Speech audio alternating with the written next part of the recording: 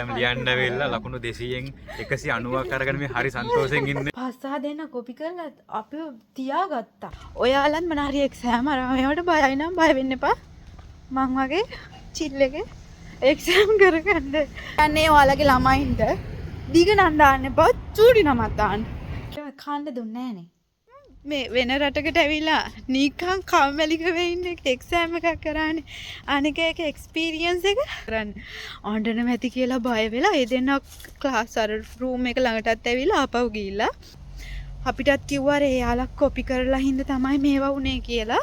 මම වමතෙන් ලියන හින්දා මම හිතේ මට ඒක කරගන්න බැරි වෙයි කියලා ආයෙම කොළ 3ක් ගන්න වුණා මට.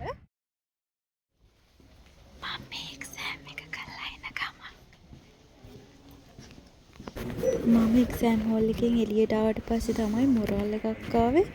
එක්සෑම් එක්ස්පීරියන්ස් එක ව්ලොග් එකකට ගත්තා නම් හරි නේද කියලා. අර පහළ එළියේ පොලිමේ ඉන්නේ ටොපික් 2 එක්සෑම් එකට කරන්න ඉන්න කට්ටිය. අපිත් ඔන්න පොලිමේ ඉඳලා තමයි අතරට ආවේ. මුලින් එළියට යමුකෝ විස්තර ටික කියන්නේ මෙතන හයියෙන් කෑ ගහන්න බෑනේ. මම හිටියේ පස්වෙනි ෆ්ලෝර් එකේ දැන් පහළට යනවා. එලිවේටර් එක යූස් කරේ නම් මම බය ගන්නවා එලිවේටර් එක. ඒ නිසා මේ කොම් ළමයි ටික උඩට යන්නේ ටොපික් 2 එක්සෑම් එක. මේ පොලිමට ඉන්නේ ඇඩ්මිෂන් එක ක්ලියර් කරගන්න. අපිත් ওই විදිහටම තමයි පොලිමට ඉඳලා උඩට ගියේ. අපේ හෝල් එකේ ළමයිගේ පොඩි ප්‍රශ්නයක් ඉන්න අපි ටික වෙලාවක් තියාගත්තා. ඉන්න මම පාරක් අක්කල බලාගෙන ඉන්නවා මම ඉනකම් මුත්තනේ. මම පඩිපෙළ දිගේ ආවේ. උඩට වෙලා බලාගෙන හිටියා නේද? කලින් කිව්වේ රෙකෝඩ් කරන්න නෑනේ. මේකප් එකක් දාගෙන කලින් කිව්වේ දාන්න ඕනේ මිනි බ්ලොග්. එක්සෑම් එකේ එක්ස්පීරියන්ස්.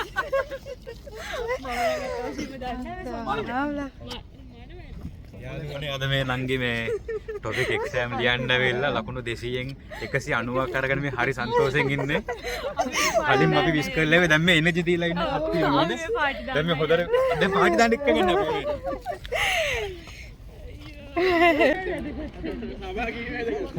ආ එක්සෑම් වලට දාගන්න ඕන නම් මේ නංගි වම තන නම්බර් එක යටින් දාන. නම්බර් එක යටින් දාන ඒක කරලා. ඔව්. කීයක් ගන්නවද එක්සෑම් එකට දාලා දෙන්නේ? කතා ගන්න.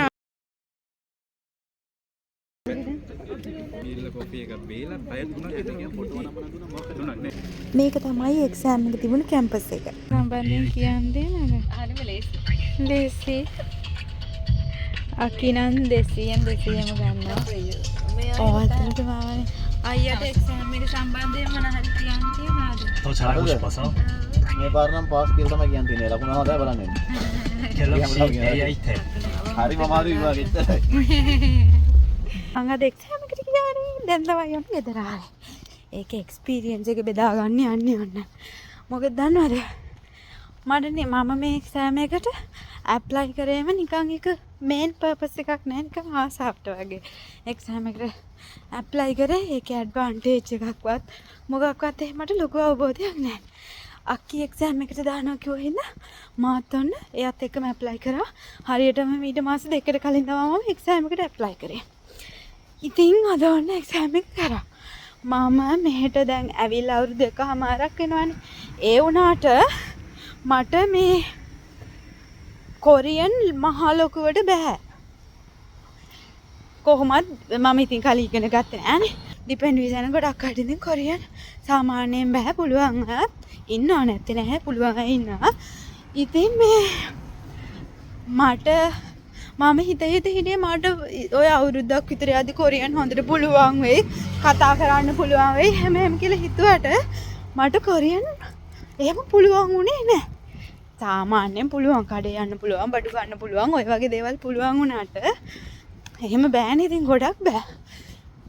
ඊට පස්සේ වුණාට මම එක්සෑම් එකට ඇප්ලයි කරපු දවසේම මට හිතුණා මම හොඳට පාඩම් කරන්න ඕන කියලා.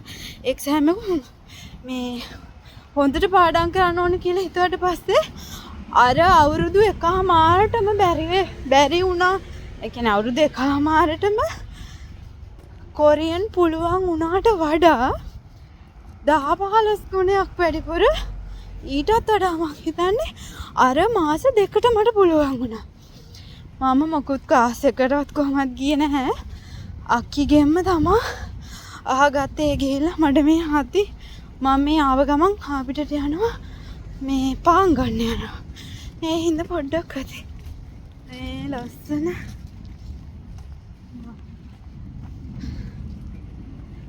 මේවා මේ ගස්වල කොළ කහ පාට වෙලා කොහොම හරි මට ඉතින් ඒ අවුරුද්දකමාරටම බැරි වුණ පුළුවන් වුණ කොරියන් ප්‍රමාණයට වඩා දැන් පුළුවන් සෑහෙන කොරියන් ප්‍රමාණයක් කතා කරන්න බැරි වුණාට තේරුම් ගන්න පුළුවන්. ඉතින් අර මොකක් හරි ටාගට් එකක් තිබ්බොත් අපිට ඒක කරන්න පුළුවන්. ඒ නිසා වෙන්නදී මම එක්සෑම් එක කරනවා කියලා හිතපු දවසේ ඉඳන් මට අද වෙනකොට ගොඩක් පුළුවන්. ඉතින් ඒ හින්දා අද ඔන්න එක්සෑම් එක කරා. එක්සෑම් එකේ එක්ස්පීරියන්ස් එක මාරවනේ.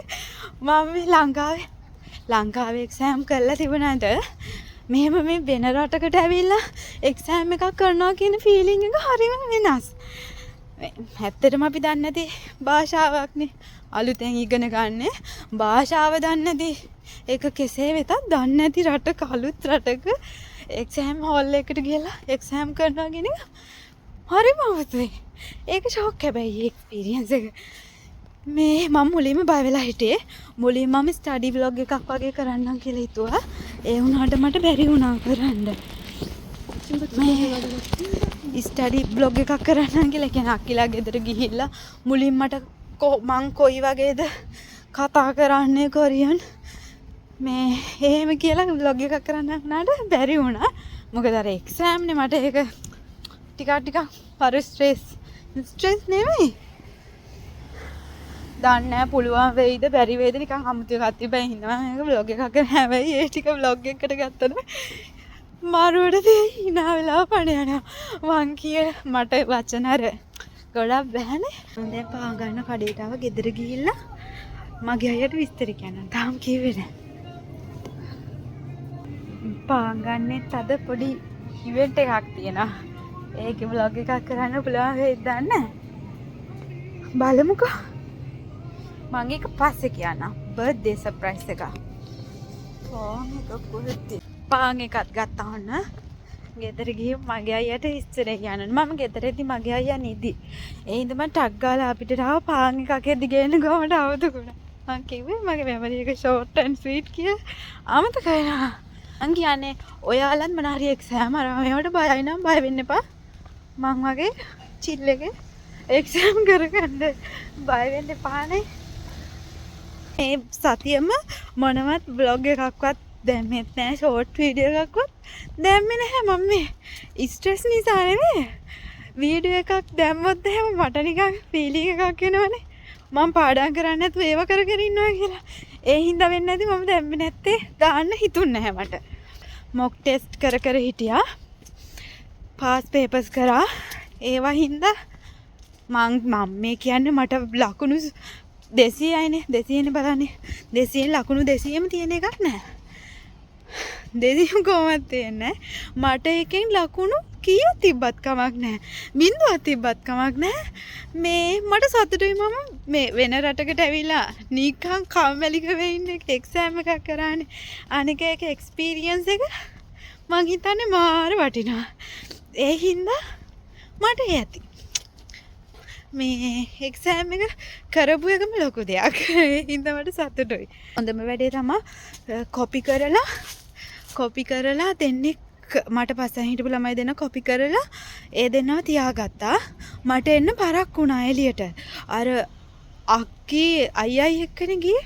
ඒ දෙන්න බය වෙලා මේ මම උඩ අඬනවවත් ඇති කියලා. මොකද මම ඇත්තටම දන්නේ නැහැනේ මට එහෙම මොකක්වත් කරගන්න බැරුණා. මම අඬන එක තමයි කරන්නේ. අඬනම ඇති කියලා බය වෙලා ඒ දෙන්න ක්ලාස් අර රූම් එක ළඟටත් ඇවිල්ලා ආපහු ගිහිල්ලා ඒත් අපිට එළියට එන්න දුන්නේ නැහැ. ෆෝන්වත් අතට දුන්නේ නැහැ. මොකද මේ පස්සෙන් දෙන්නේ කොපි කරලානේ. එයාලට මොකද කරන්න කියලා අර තව සොන්සෙනිම් කෙනෙක් එහෙම ඇවිල්ලා එතන පොඩ්ඩක් ඩිස්කෂන් එකක් ගියා. අපිටත් කිව්වා එයාලා කොපි කරලා හින්දා තමයි මේවා උනේ කියලා. මේ චුට්ටක් තියාගන්න කියලා. ඒක හින්දා පරක් වුණේ එළියට එන්න. කොහොම හරි පැය භාගයක් වගේ වැඩිපුර තියාගත්තා. කොහොම හරි මම කියන්නේ ඔයාලට ක්ලාස් කරනවා මේවා තියනවා නම් ඔයාලට තියෙන දේවල් වල මග අරව ගන්න එපා. ඒවා කරන්න. ආසාවෙන් කරන්න. එතකොට මට වගේ ඉන්න පුළුවන්. අන්න අද ඉඳන් දිගටම මම බ්ලොග් දායි.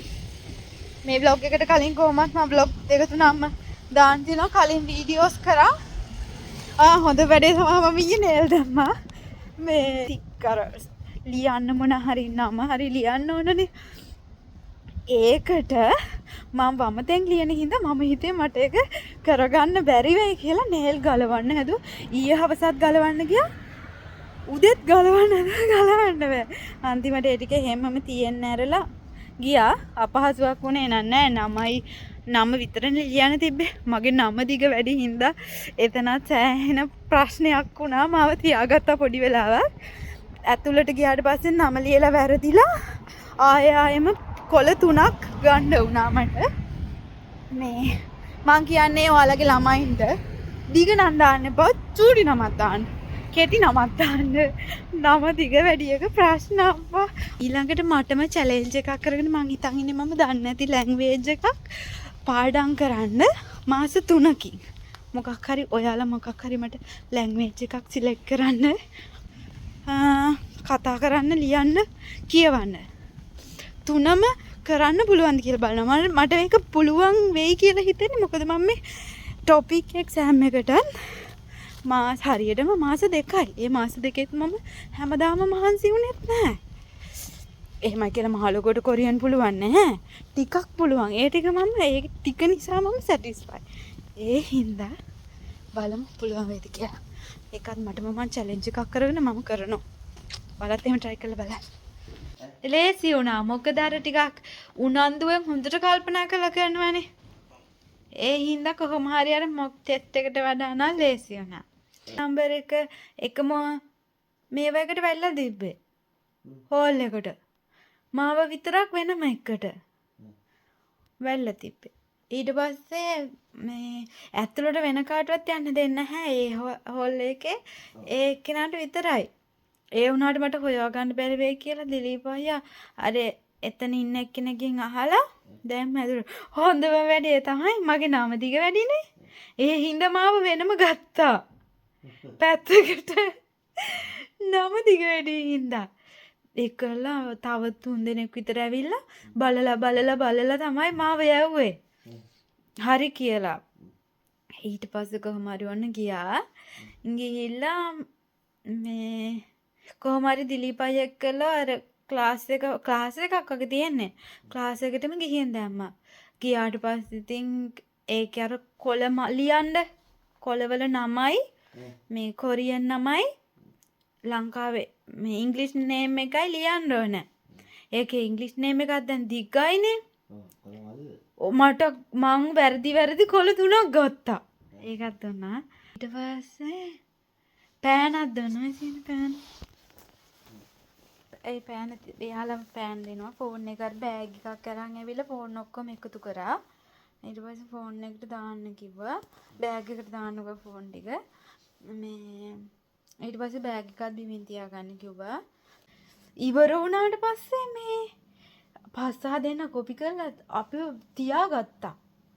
ඒ පිරිමි ළමයා මොකද අන්නද කපටි වැඩේ කරේ. මං හිතන්නේ මට පස්සේ හිටපු ළමයා හොඳට කොරියන් කතා කරනවා. එයාට පුළුවන්. එහා පැත්තේ ළමයාට තමයි කියලා දෙන්න ගිහින් තියෙන්නේ. එයා කොළ 6ක් කියලා ගත්තා. වැරදි. ආ යනවා පිරිමි ළමයා එහෙම. ඒක කන්ෆියුස් කරන්නේ නැති. අනිත් කොට කරලා යන්න පැට්ටුවා. කොලේ වටනවා. ගොඩක් කරලා සංසිඳින්න වගේ යනවා එහෙම. ඊට පස්සේ මේ අන්තිමට කොලේ කොට පාඩම.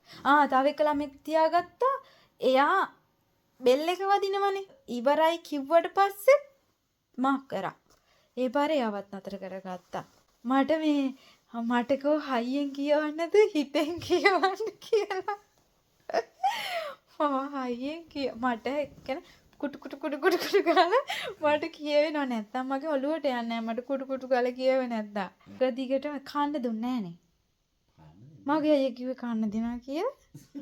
කන්න දෙනවා එතකොට උද්‍යෝගය යනවා. පාසෙයිද? එමෙදී ලොකු ඒ කියන්නේ මෙහෙමයි. දාන්න ගොඩක් ලකුණු ගන්න ඕන නේද? රීඩින් එක නම් මට පළවෙනි ප්‍රශ්න 15 නම් අනිවාර්යෙන් ඒ ටික හරි. තුරු ප්‍රශ්න ටික තමයි අන්තිම 10 කරගන්න බැරි වුණා. වෙලා මැද මට. ඒක ගොඩක් හිමීටනේ මං 4යි කියලා. මං දන්නවා විනාඩි 4ට මට කොහොමවත් අන්තිම 10 කරගන්න බෑ කියලා. මං දඩබඩ කාලා වාක් කරගෙන ගියා. මොක් ටෙස්ට් එකේ තිබ්බ ගොඩක් ප්‍රශ්න ඇවිල්ලා තිබ්බා. හොඳයි නම් පරියා එක්සෑම් එකක් වල එක්ස්පීරියන්ස් එකක් ගත්තා. ඔව් දැන් ඔයා කොහොමද ටොපික් 1 පාස් වුණා? කැම්පස් එකේ 100ක් ගත්තොත් ටොපික් 1 එක පාස්ලු. ඔව් 1 පාස්. ඒ කියන්නේ මේ කැම්පස් එකේ ඊතන්ගේ ඉඳලා යන්න පුළුවන්.